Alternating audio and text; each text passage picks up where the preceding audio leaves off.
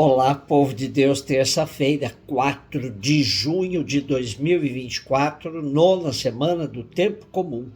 A nossa reflexão de hoje é a partir da segunda carta de Pedro 3, de 12 a 15a, 17 a 18, Marcos 12, de 13 a 17. Caríssimos, esperais com anseio a vinda do dia de Deus, quando os céus em chama vão derreter e os elementos consumidos pelo fogo se fundirão? O que nós esperamos, de acordo com a sua promessa, são novos céus e nova terra, onde habitará a justiça. Caríssimos, vivendo nessa esperança, esforçai-vos para que ele vos encontre numa vida pura e sem mancha e em paz. Considerai também como salvação a longanimidade de nosso Senhor.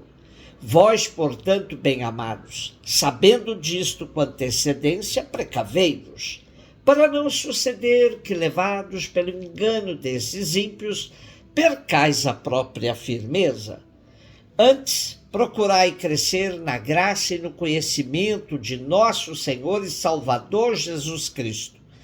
A ele seja dada a glória desde agora até o dia da eternidade.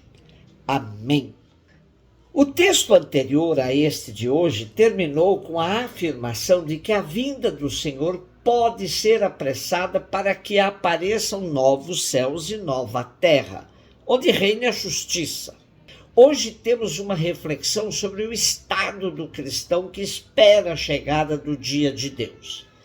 O autor desta carta explica que o que se espera são novos céus, uma nova terra, nos quais se manifestará Cristo e se realizará na justiça o projeto de Deus.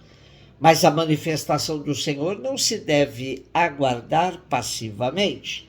Uma vida na piedade, na santidade, pode apressar o dia do Senhor, pois torna já presente na história a justiça típica do esperado dia do Senhor. Há, pois, que viver imaculados e irrepreensíveis e em paz, tal como há de acontecer no dia sem ocaso da vida futura. Mais importante do que procurar saber quando será o dia do Senhor, é viver na justiça e na santidade. O que realmente conta é a bondade e misericórdia do Senhor, que organiza os tempos e a história na amorosa perspectiva da salvação. Os que praticam o mal e a injustiça não conhecem esse desígnio de Deus, mas os crentes vão-no conhecendo progressivamente. Marcos 12, de 13 a 17. As autoridades mandaram alguns fariseus e alguns partidários de Herodes para apanharem Jesus em alguma palavra. Quando chegaram, disseram a Jesus: Mestre, sabemos que tu és verdadeiro e não dás preferência a ninguém. Com efeito, tu não olhas para as aparências do homem, mas ensinas com verdade o caminho de Deus. Dize-nos, é lícito ou não pagar o imposto a César? Devemos pagar ou não? Jesus percebeu a hipocrisia deles e respondeu: Por que me tentais? Trazei-me uma moeda para que eu a veja. Eles levaram a moeda e Jesus perguntou: De quem é a figura e a inscrição que estão nessa moeda? E eles responderam: De César. Então Jesus disse: Dai, pois, a César o que é de César, e a Deus o que é de Deus. E eles ficaram admirados com Jesus. Outra vez temos fariseus e partidários de Herodes querendo pegar Jesus em alguma fala comprometedora em relação ao Império Romano e ao povo. Esses opositores de Jesus fingem ser patriotas, mas, na verdade, são capachos do poder romano. São parecidos a muitos brasileiros que se dizem patriotas, mas juram frente à bandeira dos Estados Unidos ou de Israel.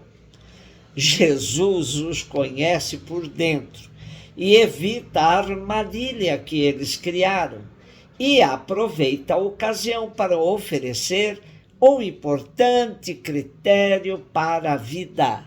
Dai a César o que é de César e a Deus o que é de Deus.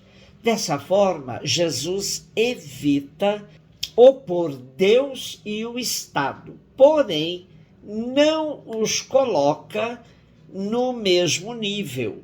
O primado de Deus não retira do Estado os seus direitos. O cristão deve obedecer a Deus, mas deve também ser responsável com seus compromissos civis.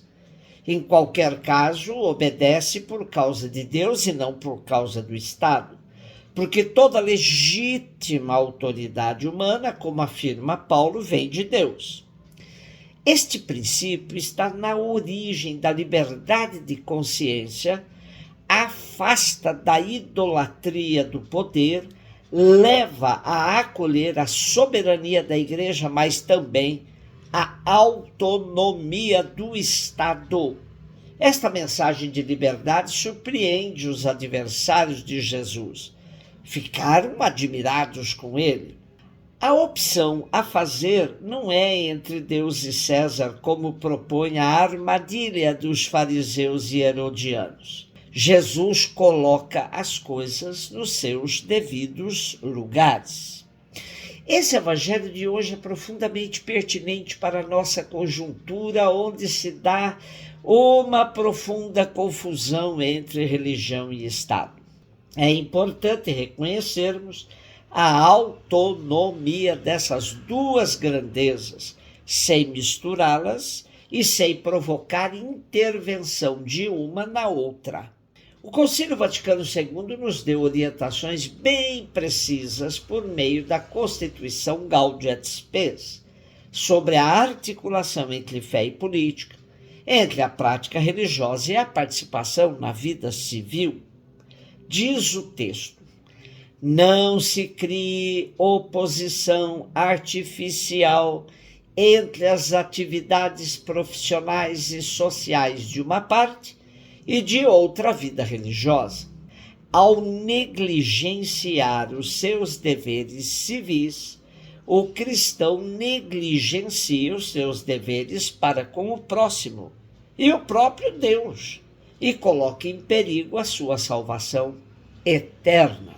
Portanto, nada mais fácil que afirmar Deus acima de tudo e viver explorando os seus irmãos. Essa é uma grande armadilha e falsidade.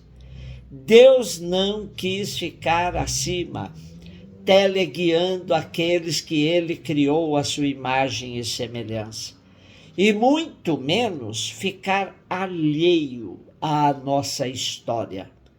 Por isso é que dizemos, ele está no meio de nós. Um beijo no seu coração.